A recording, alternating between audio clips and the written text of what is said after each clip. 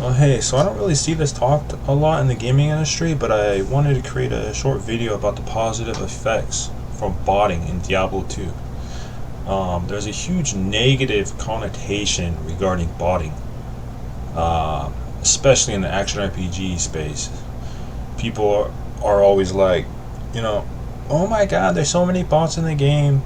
The game devs don't give a shit, blah blah blah.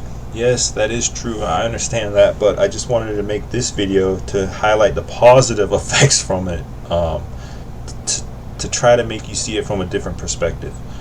Um, I only have a couple slides, so if you don't mind, uh, just hear me out for a couple minutes. So one of them is the community learning aspect.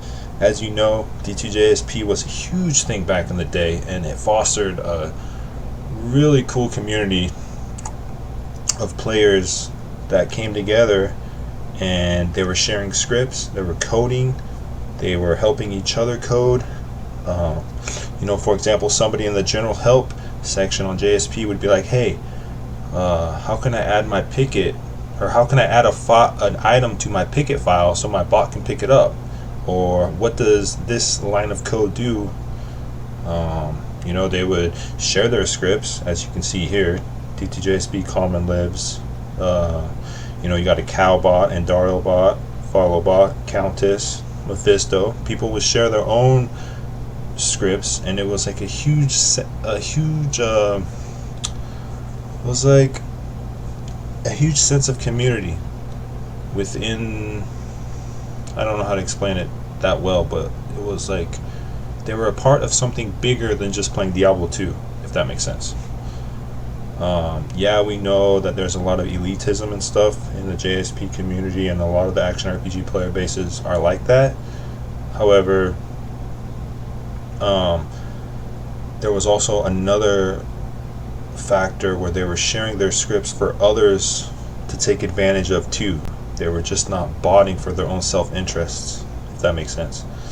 And there's also a lot of these people grew up in the IT industry afterwards because they learned like how to code, and they learned they got into the IT space because when they were 13 years old, they were posting on D2JSP how to fix my bot. So that's a really cool aspect to it. Let's go to the next slide.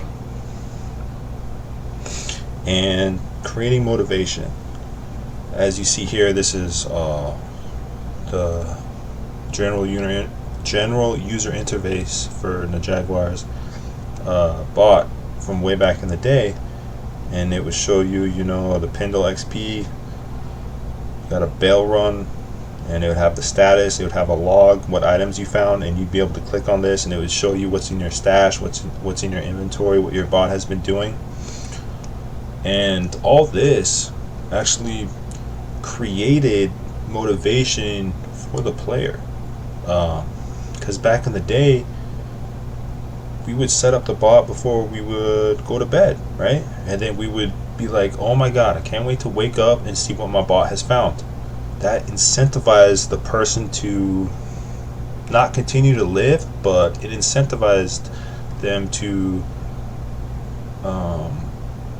continue being hyped around something in their lives, if that makes sense. So it made them feel like, this is something to look forward to. This is something I want to wake up. I can't wait to wake up, check it out, and see what my bot has found. Same thing when you're at school. A lot of these times, I remember even myself when I was at school, I would be like, okay, I'll get done with this homework real quick so I can go home, check my bot, see what he's got, and it would create motivation. As you see here, like I said, motivation at school was to get a project done fast as possible so you can get home and check out what your bot has found. Stuff like that. So I just want to make this video and highlight some of the positives about botting. Because all you hear now is the negatives around it, but there was a lot of positive stuff about it back in the day, and I just wanted to share that with you guys. So thanks for watching if you made it this far, and have a good rest of your day.